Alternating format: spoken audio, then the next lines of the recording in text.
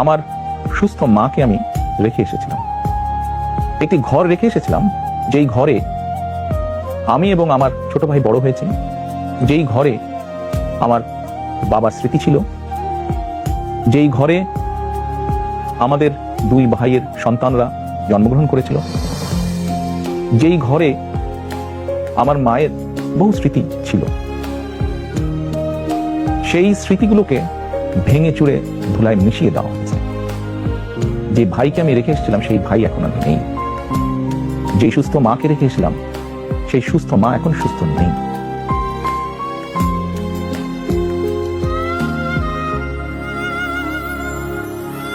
মালয়েশিয়ার university Malaya হাসপাতালে হৃদযন্ত্রে ক্রিয়া বন্ধ হয়ে মারা যান কোকো। মৃত্যুর সময় তার বয়স ছিল ৪৫ বছর। ছোট ছেলে আরাফাতের মৃত্যুর খবর শুনে শোকে বিহ্বল হয়ে পড়েন বেগম খালেদা জিয়া।